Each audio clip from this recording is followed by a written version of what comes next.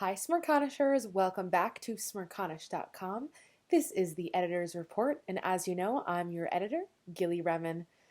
Another crazy week of politics just wrapped up after the Democratic National Convention is officially over, and Joe Biden and Kamala Harris are officially the running ticket for the Democrats. So let's start another weekly editor's report where, as you know, I discuss the best critical thinking original content available this week at smirconish.com. So let's get right into it. First up, we have David Foyer with a piece called Trump Has the Election Levers to Pull and Win a Close Election Easily, where he discusses how the destruction of the Postal Service by Trump can easily win him the election just by pure dysfunction of the system.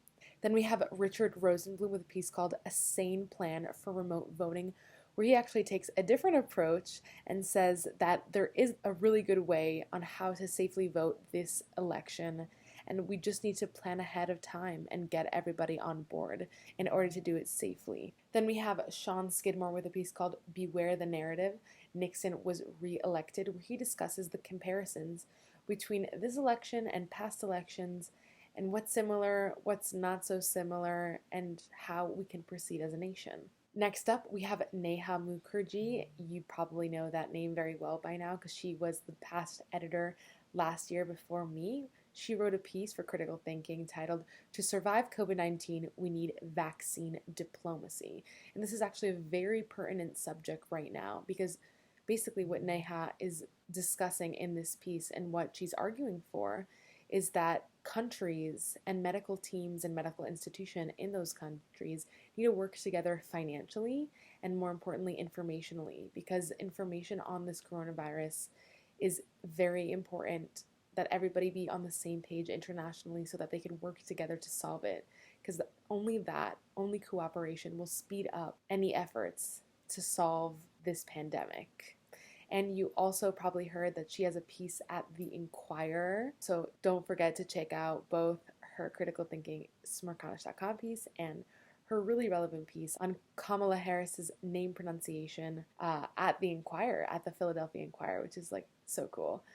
So congratulations to Neha. And I actually wrote a piece as well this week titled The Israel and UAE Deal is Just a Distraction, where I discuss how both Bibi and Trump and his administration are using this as a PR move, this deal, as a PR move to boost ratings and to make it seem like they're doing incredible, historic work, when actually the UAE and Israel have been doing secret dealings, economic dealings, for a very long time.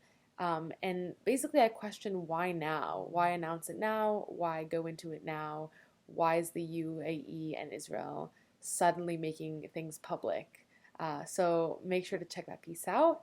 Then we have an interesting piece by Ray Lindstrom, who wrote Emmett Till and I. He discusses how he and Emmett Till grew up in the same state and how they were the same age but had very, very different experiences because of their race. So check that one out. Then we have Sean Young with a piece called Trump's Real Running Mate, where he discusses how the far left is Donald Trump's best re-election campaign. Then we have Mary Jenningschek with a really interesting piece called Why Attacking the Coronavirus Feels Un-American. She discusses how Americans like to solve issues and how the pandemic is a particularly challenging time for Americans who don't know how to deal with big problems in nuanced ways and without attacking something. The virus is not something that you can attack. It's something that you can tame and secure. And it's a very interesting take on the mindset of America and Americans during problematic times and how our mindset basically needs to be more nuanced. Lastly, we have Dr. Emmanuel Fruman with a piece called Analyzing the American Dream, where he discusses how the American dream has changed over the last several years and how the pandemic might gravely affect the American dream and how people perceive the United States of America. So check all of that great original content out. As you know, Michael was on vacation this week, but he is back tomorrow for CNN Smirconish every Saturday at 9 a.m. And he'll be back next week on SiriusXM from 9 to noon every weekday. So we hope that you'll be tuning in Also, a big week next week with the Republican National Convention, so we'll see how that goes. I'm sure there's a lot to talk about, but for now, have a great weekend, stay safe, and stay healthy.